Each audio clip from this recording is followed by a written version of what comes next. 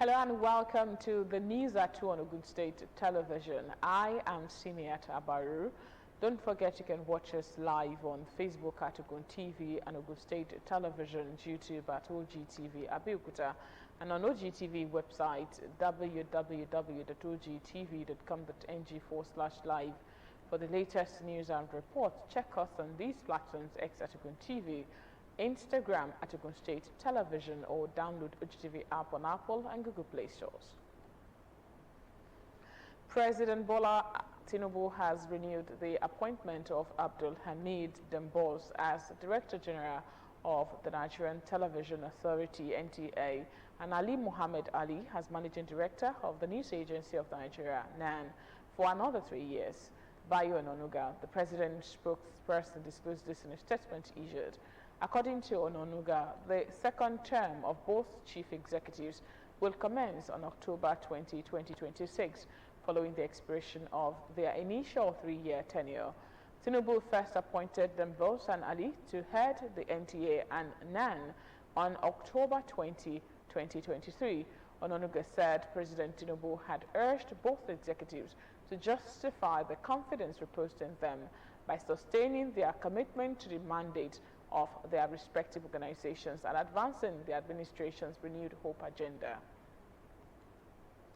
The Joint Admissions and Matriculation Board (JAMB) has introduced an online system allowing candidates seeking admission into Nigerian tertiary institutions through the 2026 Unified Tertiary Matriculation Examination (UTME) to verify and upload their O-level results from home. The new service, which initially covers results issued by the West African Examinations Council (WAEC), is expected to reduce candidates' dependence on computer-based tests centers for O-level result uploads, particularly during periods of high patronage. Under the arrangement, JAMB would electronically verify candidates' results directly with the relevant examination bodies before the results are uploaded to their profiles. The board, in a statement by its acting director, Public Affairs and Protocol, Dr. Fabian Benjamin, said the initiative was designed to make its services easier, faster, safer, and more convenient, while eliminating challenges associated with the traditional manual upload process. According to JAMB, the system would also address cases involving misplaced or mixed-up paper certificate, submission of unverified or fraudulent results, as well as errors in the manual entry of subjects and grades. The Nigerian Air Force has intensified its air operations against terrorism, banditry, kidnapping, and other criminal activities across the Northwest. This is contained in a statement in Abuja by the Director of Public Relations and Information, NAF, Air Commodore Ehime Jodeme. According to NAF spokesperson, the strengthened deployment is critical in tackling asymmetric threat, as terrorists and bandits often exploit difficult terrain, mobility, and concealment to evade ground forces. The move reflects the service's resolve to sustain pressure on hostile elements, enhance area surveillance, and maintain rapid response capabilities within the joint operations area. Jodame quoted the Chief of the Air Staff, Air Marshal Sunday Aneke, as saying that the NAF would continue to optimize the use of air power to deliver decisive effect in support of joint operations. Aneke noted that the evolving security environment demanded timely, intelligence-responsive air power and seamless integration with surface forces. Across the world, governments are drawing a line on how young people use social media. The UK government has now moved to restrict social media access for teenagers, following the lead of Australia and a growing list of countries citing mental health, cybercrime, and online abuse as key concerns. But in Nigeria, where social media drives both innovation and crime, the debate is heating up. Should Nigeria copy this law, or will it kill the digital dreams of a tech-savvy generation? Taiwo Fabajo has the details.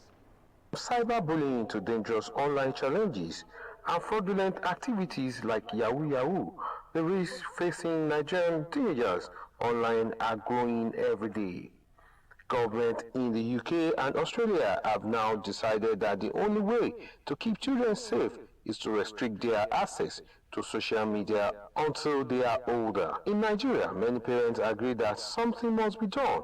They argue that weak parenting and a lack of digital education have led too many young people exposed to adult content, gambling, and online crimes. The supporters believe that if the government passes a law to ban underage access, it will force platforms like TikTok and Instagram to take responsibility for protecting our children. Majority of the crime you see people commit today, it's by imitation on what they see. This kind of a law will help them to know or not to be honestly exposed to those things they cannot manage. There is a big abuse of the social media and controlling it, the usage for underage, especially people under, in fact, I can extend it to under 17 or 18 because a lot of distraction from their studies. But there's a loud pushback from the youth.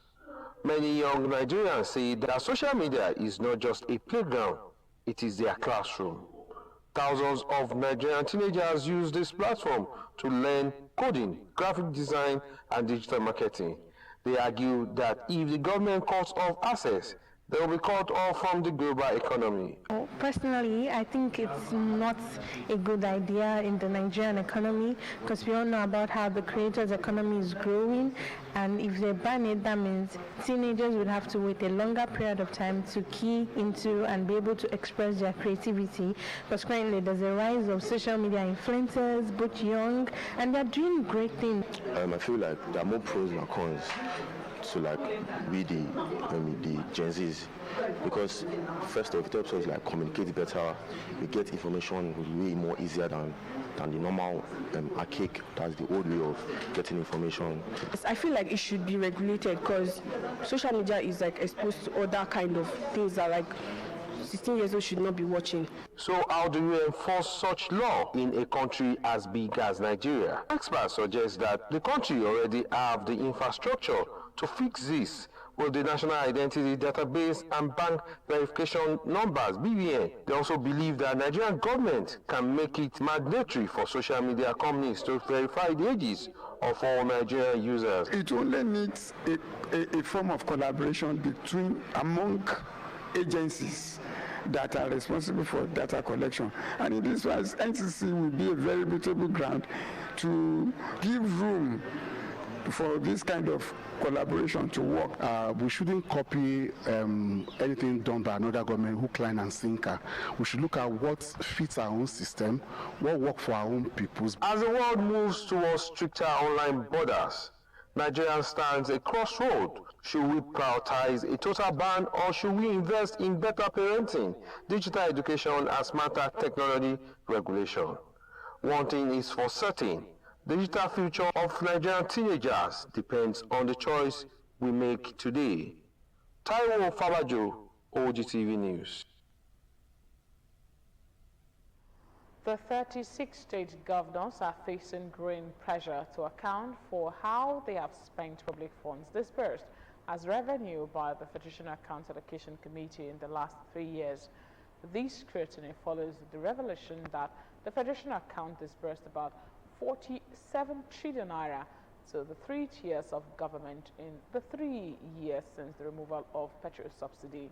This was as the federal government, 36 state and 774 local government shared a cumulative 93.216 trillion naira as revenue from the Federation account between 2017 and 2025, with more than half of the amount distributed in the 3 years following the economic reforms introduced by the federal government in 2023.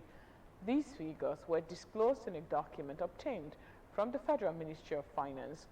The federal government, state and local governments received about 47 trillion naira from the Federation account in the 3 years following the reforms, exceeding the amount shared in the preceding 6-year period, and reigniting the debate over the benefit and consequences of the subsidy removal policy. The Petroleum and Natural Gas Senior Staff Association of Nigeria, PENGASSN, has called for a fundamental shift in the way petroleum regulatory performance is assessed, saying regulators should be judged by the results they deliver in the oil and gas industry rather than the number of regulations, licenses and approvals they issue. The association made the demand in its communique issued at the end of the three-day PENGASSN Energy and Labour Summit 2026 in Abuja, where it called for measurable performance indicators to determine whether regulatory interventions are actually delivering investment, production and growth in Nigeria's petroleum industry. Signed by PENGASSN President Festus Oshifo and General Secretary Jerry Ama, the association urged regulatory authorities to develop key performance indicators, KPIs, for their operations and ensure that regulatory effectiveness is measured by outcomes achieved across the industry. The association said regulators must be firm and fair and fast in discharging their responsibilities while providing clear regulatory requirements, improving the speed of approvals, ensuring consistency in decision-making, and strengthening communication with industry stakeholders.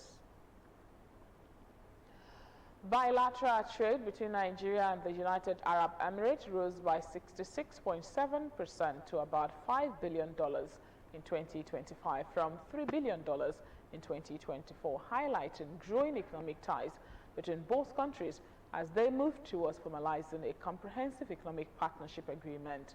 The development was disclosed when the UAE ambassador to Nigeria, Salem Said Al-Shamsi, paid a courtesy visit to the Minister of State for Foreign Affairs, Ambassador Shola Eniko Nolaye, at the Ministry of Foreign Affairs in Abuja. In a statement issued by Ki Miabi Imotimi Ebienfa, spokesperson for the Ministry of Foreign Affairs, Al-Shamsi said the UAE had already ratified the trade agreement and expressed optimism that Nigeria's completion of its domestic ratification process would further unlock investment opportunities. He said the SEPA could deepen investment in key sectors, including manufacturing, services, energy, and financial services. The true and lasting solutions can only be found to the existential problems of humanity when mankind reconnects with its Creator and lives according to His divine guidance. The Amir of Ahmadiyya Muslim Jamaat of Nigeria, Alhaji Olatoye Folorunsho Aziz, made this known in his speech at the 50th Annual National Convention of Majlis Ansarullah, the Male Elders Forum of the Ahmadiyya Muslim community, held at Ake Palace Pavilion in Abeokuta. Matthew, show me complete report. Majlis Ansarullah of Ahmadiyya Nigeria, as a forum of male elders of the Ahmadiyya Muslim community who are 40 years and above, has been doing a lot to promote the cause of Islam and spread the message of the Prophet as they converge in the capital city of Ogun State from across the country and beyond for the 50th Annual National Ijtema. The convention serves as a good platform to address the current challenges facing the world in line with the mission of the community, with faith-based solutions to global challenges chosen as the theme. The Amir of Ahmadiyya Muslim Jamaat of Nigeria, Alhaji Olatoye Folorunsho Aziz, said the theme of the convention is apt at this time that attention needs to be focused on humanity as the centerpiece of every religion. The discussion center around us realizing our Creator, who is Allah, or Olodumare, or God. We know that He created all of us. And so we are admonishing peace. That if we know we all belong to God, why should we be fighting ourselves?